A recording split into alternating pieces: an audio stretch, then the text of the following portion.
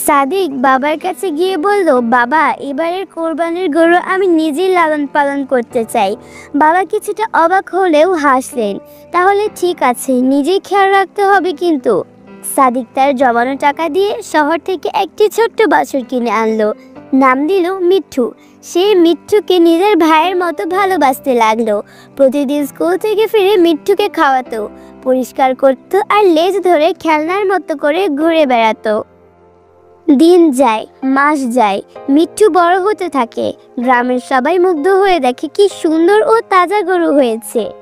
সাদিকের সঙ্গে মিঠুর সম্পর্ক হয়ে যায় বন্ধুর মতো। সাদিক ভাবতো, একে আমি কিভাবে কোরবানি দেব। সাদিক ঘুমাতে পারছিল না। সে বারবার মিঠুর মুখের দিকে তাকায়, চোখে জল চলে আসে। মা এসে বললেন, সাদিক, আল্লাহর পথে প্রিয় জিনিস ত্যাগ করাই তো কোরবানির আসল মানে। ভোরবেলা সাদিক নিজেই মিঠুকে নিয়ে কোরবানির স্থানে গেল।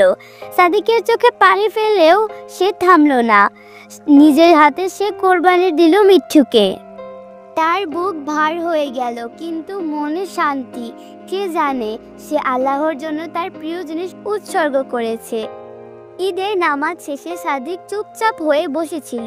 বাবা কাছে এসে বললেন, তুমি বড় হয়েছে সাদিক। আজ তুমি শুধু কোরবানি করনি, নিজের ভেতরের অহংকারকেও কাটছাঁট করেছো। সাদিক মৃদু হেসে বলল, মিঠু আমার প্রিয় ছিল, কিন্তু আল্লাহ আমার সবচেয়ে প্রিয়। কোরবানির মানে শুধু পশু জবাই নয়, কোরবানির মানে ত্যাগ, ভালোবাসা ও ঈমানের পরীক্ষায় উত্তীর্ণ হওয়া। ভিডিওটি ভালো লেগে থাকলে লাইক, কমেন্ট, শেয়ার এবং সাবস্ক্রাইব করে দিন।